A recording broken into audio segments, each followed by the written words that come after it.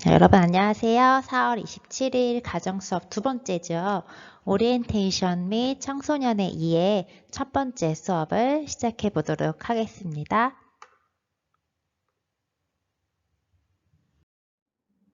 오늘의 수업 흐름은 이렇게 진행이 됩니다. 첫 번째로 가정교과란 무엇인지 간단한 오리엔테이션을 할 거고요. 두 번째는 청소년의 이해 첫 번째 대단원에서 그 중에 첫 번째인 청소년의 신체적 발달에 대해서 알아볼 거예요.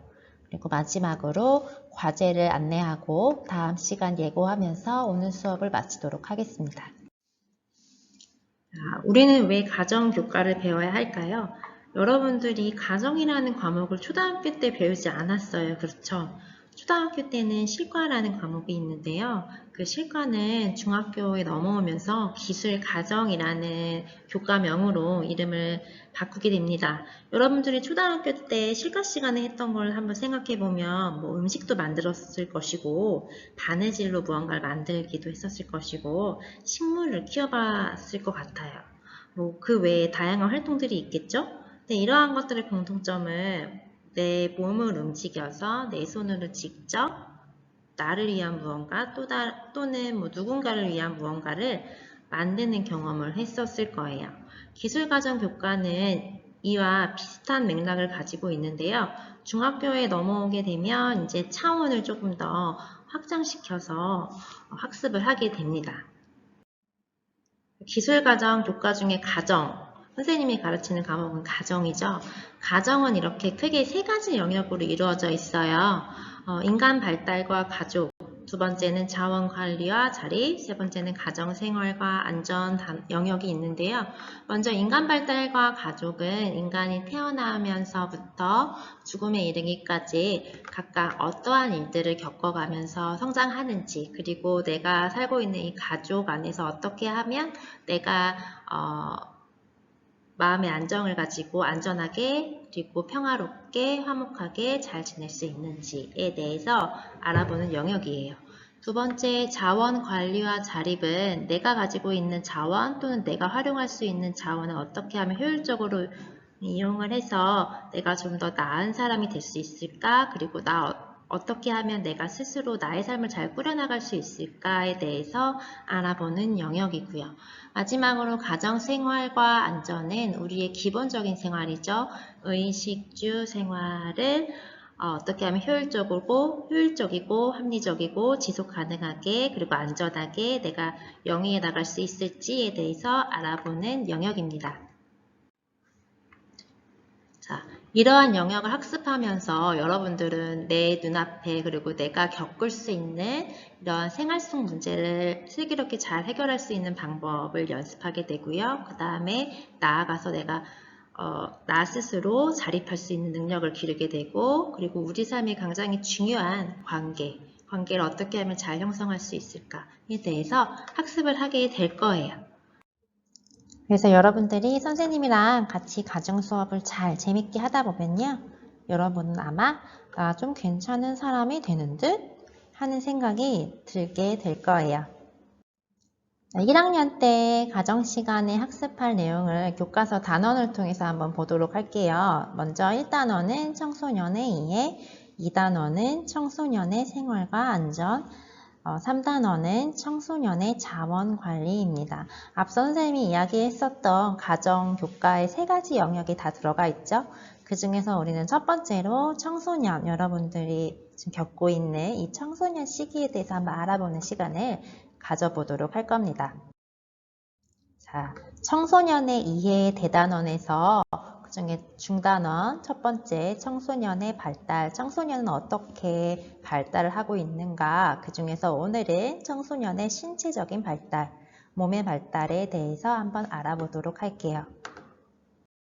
자, 우리에게 청소년이란 여러분들이 겪고 있는 이 청소년 시기, 청소년이 뭘까요?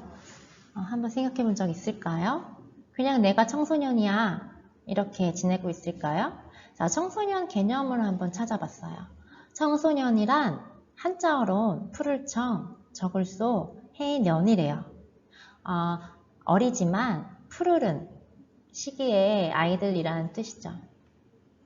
만 나이로 13세 이상에서 19세 미만이라고도 하고요.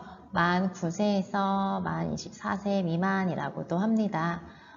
근데 대부분 우리가 청소년이라 하면 이제 초등학교 고학년쯤부터 대학교에 가기 전까지 시기를 우리가 청소년이라고 부르고 있죠. 또 이런 말도 있어요. 청소년은 사춘기 이꼴 방정식이 성립이 되기도 하는데요. 사춘기는 뭘까요? 사춘기 안 좋은 걸까요? 아니요, 그렇지 않아요. 사춘기는 절대 안 좋은 것이 아닙니다. 우리 모두 이걸 반드시 겪어야만 하는 것 같아요. 왜냐하면요, 한자어에서 보면 생각할 사, 그리고 봄, 춘, 그리고 시기를 뜻하는 기가 있죠. 다시 말해서 사춘기란 봄에 대해서 생각을 하는 시기래요. 자, 여러분들은 봄이란 무엇인가에 대해서 생각해 본 적 있어요? 잘 생각 안 해봤을 것 같아요. 그쵸? 사춘기는요, 다시 말해서 봄에 대해서 생각을 하는 것, 예전에 생각하지 않던 것에 대해서 고민하기 시작한다는 거예요. 나는 누구인가? 세상은 왜 이렇게 돌아가고 있는가? 이건 왜 이렇게 이루어졌지? 같은 전에는 생각하지 않던 것들을 생각할 수 있게 되는 시기가 사춘기입니다. 그래서 이 과정을 통해서 여러분들은 한 차원, 두 차원 업그레이드가 되는 시기라는 거죠. 마지막으로 우리 청소년이라 하면 이 수식어도 붙어요. 질풍노도의 시기. 자, 질풍노도의 시기라서요. 우리의 마음속에는, 뇌 속에는 이렇게 다양한 감정들이 불쑥불쑥 올라오죠. 이거는 그런데 청소년이라면 누구나 다 겪는 자연스러운 현상이에요. 이거는 선생님이랑 다음 시간에 조금 더 찬찬히 한번 알아보도록 할게요. 자, 그러면 선생님이랑 같이 영상을 하나 볼 건데요. 사춘기를 보내고 있다는 9가지 신호가 있다고 합니다.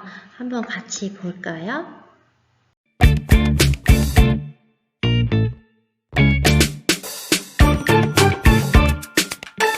사춘기를 겪고 있다는 9가지 신호. 여드름, 첫사랑, 급격한 기분 변화. 네, 맞아요. 오늘은 사춘기에 대해 이야기해 보려고 합니다. 성장하는 것만으로도 고통스러운데 성인으로 들어가면서 이상하고 당황스러운 일들을 매일 마주하게 될 거예요. 하지만 걱정 마세요.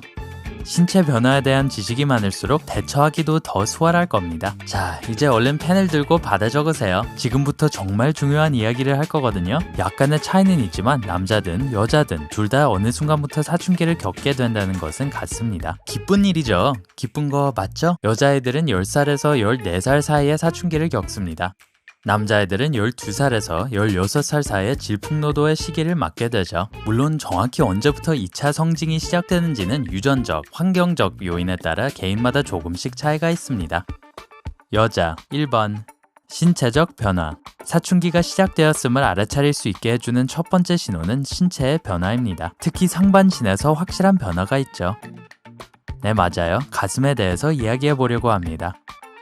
여학생들은 사춘기가 시작되면 가슴이 차오르기 시작하는 것을 느끼게 됩니다. 그렇지만 그렇게 빨리 진행되지는 않죠.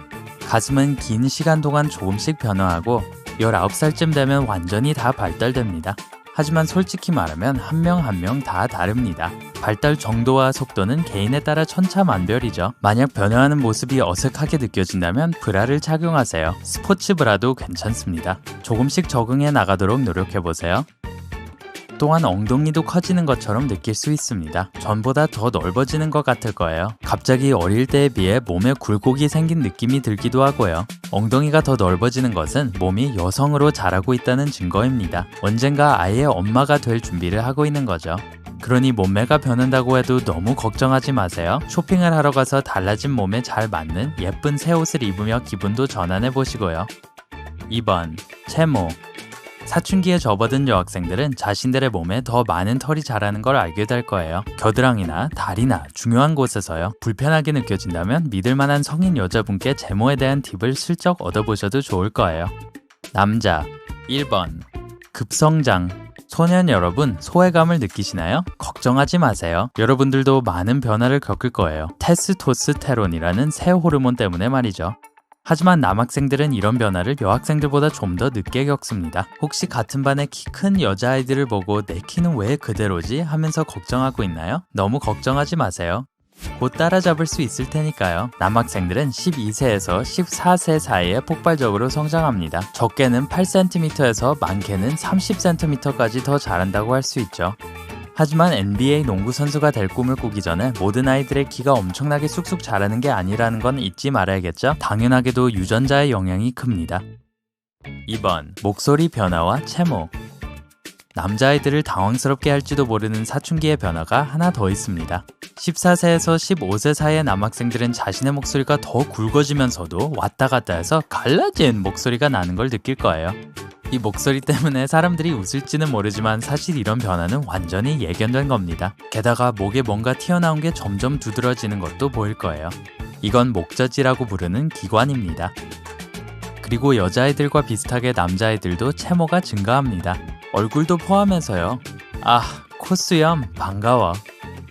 남학생들과 여학생들이 겪게 되는 사춘기 신호가 서로 다른 부분도 있지만 두성이 같이 경험하는 증상도 있습니다. 그리고 똑같이 낯설고 어색하죠. 1번, 여드름. 호르몬 수치의 갑작스러운 변화는 피부에 대혼란을 일으켜 얼굴과 몸에 여드름이 많이 퍼지게 됩니다. 이마에 거대한 여드름을 달고 수업에 들어가는 것이 여러분이 추구하는 세련된 외모는 아니겠지만 여드름은 모두에게 있으니까 이해해 줄 거예요. 만약 여드름이 특히 신경 쓰인다면 피부를 건강하게 유지해 줄 좋은 운동들을 소개해 드릴게요. 손가락 끝으로 양쪽 눈 아래의 피부를 아래쪽으로 부드럽게 당겨주세요. 이제 눈을 감고 6을 세주세요. 이 운동을 매일 2-3번씩 하면 입술 아래쪽 근육과 안면 상반 근육의 혈액순환이 좋아져서 건강하게 빛나는 피부를 갖게 될 거예요. 이 운동은 여드름이 많은 피부에 마법같이 작용할 겁니다. 이 운동과 함께 피부과를 찾아 다른 여드름 방지책을 찾아보는 것도 좋고요. 2번, 새로운 채취. 코라비 냄새라고들 하죠. 사춘기 청소년들에게는 코를 자극하는 특별한 냄새가 있습니다. 채취라고 해주세요. 이 새로운 향이 부끄러울 수 있겠지만 사춘기 청소년들에게는 정말 일반적인 겁니다. 만약 날이 더울 때나 운동을 했을 때 자신의 겨드랑이 냄새가 평소보다 강한 것 같다면 발한 억제제나 데오드란트를 사용하세요. 시중에는 다양한 종류의 데오드란트가 있습니다. 젤, 파우더, 심지어 스프레이 타입까지 있죠. 각자 사용하기 가장 편한 것을 고르시면 됩니다. 3번, 첫사랑. 한때 짜증나게 하거나 꼴도 보기 싫었던 같은 반 남자아이나 여자아이가 이때쯤 되면 갑자기 정말 매력적으로 보일 수 있어요. 걱정하지 마세요. 이런 감정은 완전히 정상이니까요. 그리고 시간이 지나면서 이런 감정에 익숙해질 거고요. 성인으로 성장해 가면서 사람들과 사랑에 빠지게 됩니다. 심지어 한때는 짜증만 나게 해서 꼴 보기 싫던 사람이었을지라도요. 처음에는 이런 감정이 엄청 어색할 거예요. 게다가 좋아하는 사람한테 거절당할 수 있다는 생각은 참기 힘들죠. 시간이 지나면서 점점 편안해지고 자신이 좋아하는 사람에게 감정을 표현하는 것에도 더 익숙해질 거예요. 그저 이것만 꼭 기억하세요. 여러분이 좋아하는 사람이나 새로운 사람과 어울리고 싶은 것은 당연합니다. 하지만 불편한 것을 불편하다고 말하는 것은 항상 옳습니다. 여러분의 주인은 여러분이니까요. 4번, 심한 감정 기복. 학교 연극에서 배역을 맡지 못했다고 너무 화가 나나요? 새 통금 시간이 너무 억울한가요? 아니요. 정신이 이상해지는 건 아니에요. 호르몬 변화가 여러분의 기분을 심하게 바꿀 뿐이죠. 이런 심한 감정 기복은 여러분을 신경질적이고 우울하고 반항적으로 만듭니다. 엄마, 아빠 미안해요. 왜냐하면 이 시기는 진정한 자신이 누구인지, 인생에서 진짜 원하는 것이 뭔지를 탐험할 때거든요. 이 모든 생각과 발견이 여러분을 더 독립적으로 만듭니다. 그건 당연한 거예요. 새로운 것을 시도하고 세상에 대해 배우는 것은 즐거운 일입니다. 그저 분별력을 잃지만 마세요. 호기심 때문에 스스로를 위험한 상황으로 밀어넣어서는 안 됩니다. 이성적으로 행동하세요. 5번, 그냥 얘기하세요. 사춘기와 그 환희에 관한 이런 영상을 보는 건 쉽죠. 그렇지만 실제 사춘기를 겪는 건 완전히 다른 이야기입니다. 진짜 감당이 안 될 수도 있고 심지어 무섭기까지 할 거예요. 그럴 땐 자신이 겪는 변화에 대해 털어놓을 누군가를 찾아보는 것이 좋습니다. 학교 상담 선생님께 도움을 요청해보는 것도 좋죠. 아니면 믿을 수 있는 가족이나 형제에게 도움을 청하는 것도 정말 좋겠네요. 만약 자신의 감정을 혼자만 간직하고 싶다면 그것도 괜찮습니다. 감정을 발산할 수 있는 창조적인 일을 찾아보세요. 자신만의 소설을 쓸 수도 있을 거예요. 아니면 그림으로 마음껏 표현할 수도 있고요. 자신만의 만화를 그려볼 수도 있겠네요. 매일 저녁 일기를 쓰는 것도 비록 간단하지만 생각을 정리하고 마음이 굳건해지도록 하는 데 도움이 될 겁니다. 사춘기가 영원히 지속되는 건 아닙니다. 천만다행이죠. 좋아하는 이성과 대화를 하거나 엄마와 브라를 사러 가는 게 영원히 어색하지는 않을 거예요. 다 지나갈 겁니다. 그리고 여러분은 멋진 어른이 될 거예요. 그러니 느긋하게 앉아서 이 시간을 즐기세요. 여러분을 가장 힘들게 했던 사춘기 증상은 무엇이었나요? 부끄러워하지 말고 아래 댓글로 알려주세요. 이 영상에 좋아요를 누르고 친구와 공유하는 것도 잊지 마세요. 그리고 구독 버튼을 눌러 밝은 면과 함께 하세요.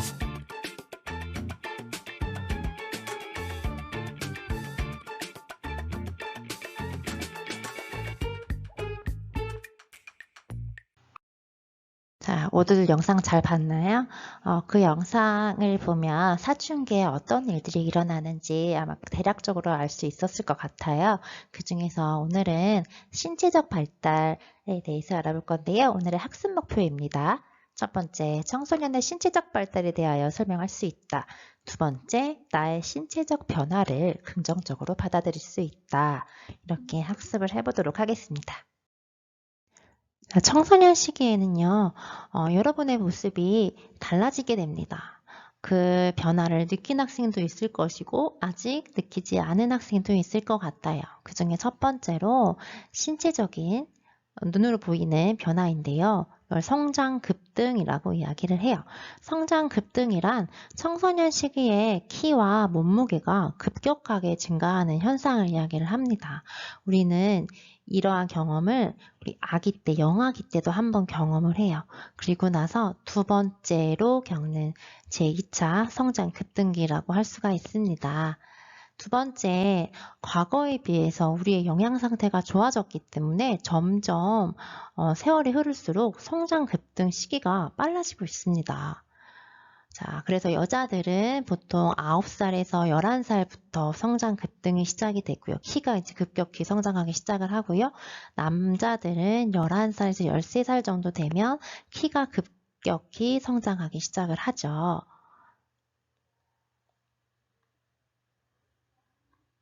자, 마지막으로 사춘기에는, 청소년 시기에는 각 신체 부분의 성장이 다 다른 속도로 일어나요. 그렇기 때문에 신체가 일시적으로 불균형하게 되기도 하죠. 예를 들어서 다리는 길어졌는데 팔이 짧다거나, 반대로 팔은 먼저 길었는데 다리가 짧다거나, 아니면 발은 매우 큰데 키는 아직 작다거나, 이러한 일시적인 불균형이 일어나기도 합니다. 하지만 이것은 다 지나가는 것이기 때문에, 내가 성장하는 과정이기 때문에 전혀 걱정할 필요가 없다는 점 여러분들이 기억해 줬으면 좋겠어요. 자, 또 하나 2차 성징이라는 것이 일어납니다. 2차 성징 또한 성장 급등과 마찬가지로 이미 겪고 있는 학생도 있을 것이고 아직 겪지 않은 학생도 있을 거예요. 자, 2차 성징이란 청소년 시기가 되면요, 성장 호르몬이 아니라 성 호르몬의 분비가 늘어나기 시작을 합니다. 성 호르몬이 분비가 증가하면서 여성 또는 남성의 신체적인 특징이 두드러지게 나타나는 것을 2차 성징이라고 이야기를 해요. 자, 영상에서도 아마 잠깐 나왔을 거예요. 자, 2차 성징의 특징을 남성과 여성 그리고 공통된 특징을 한번 보면, 남자들은요, 이제 턱이나 코 밑에 수염이 나기 시작을 할 거예요. 그리고 변성기라고 보통 이야기를 하는데 목소리가 굵어지기도 하고요. 그 다음에 몸에 근육이 조금 더 생겨나기도 해요. 반면 여자는 이제 유방이 발달하기 시작을 하고요. 그리고 초경, 월경을 처음 경험하는 초경을 경험하기도 합니다. 그 다음에 골반이 커지고요. 그 다음에 이제 남성보다 여성은 이제 초경을 경험하면 그 아기를 보호할 배에 지방이 필요해요. 그래서 피하 지방이 증가하게 됩니다. 그래서 곡선미가 생기기도 하죠. 그런데 남성, 여성 모두 다 공통적으로 겪는 특징은요, 여드름이 나기 시작을 하고요. 그 다음에 신체 중에 음모가 나기도 합니다. 겨드랑이에 털이 난다거나 아니면 생식기 부분에 털이 나기 시작을 하죠. 이거는 뭐야 이렇게 놀랄 것이 아니라 내가 어른이 되어가고 있구나 라고 생각하면 되는 자연스러운 현상이라고 여러분들이 생각하면 될 것 같아요. 자, 그런데 우리 모든 청소년들의 성장 속도가 같을까요? 내 친구는 키가 크고 있는데 나는 안 크고 있어. 나는 문제가 있는 거구나 라고 생각해도 될까요? 아니죠. 우리 성장에는요, 모두 다 개인차가 있습니다. 뭐, 인종별로 다를 수도 있고요. 그다음에 기후별로 다를 수도 있고요. 유전인자 별로 다를 수도 있고요. 영양 상태별로 다를 수도 있어요. 그래서 쌍둥이여도 그 쌍둥이 각각의 성장 개인차가 있듯이 성장에는 개인차가 있습니다. 그래서 자신의 성장 속도를 걱정할 필요 없이 자기 자신을 자연스럽게 받아들이고 예뻐해주면 될 것 같아요. 자, 오늘의 과제입니다. 잘 읽어보고요. 여기에 써있는 대로 해주면 될 것 같아요. 선생님이 확인하겠습니다. 자, 이번 시간에는요. 청소년 시기에는 성장 호르몬이 분비가 급격히 되면서 성장은 급등한다. 그리고 성 호르몬이 분비되기 시작을 하면서 어른이 되어가는 준비인 2차 성징이 일어난다. 하지만 이 모두 다 개인차가 존재하니 나의 발달 속도에 기죽지 말고 나 자신을 보듬어 주자라는 이야기를 했어요. 다음 시간에는요. 청소년의 정신적 발달에 대해서 수업을 해보도록 하겠습니다.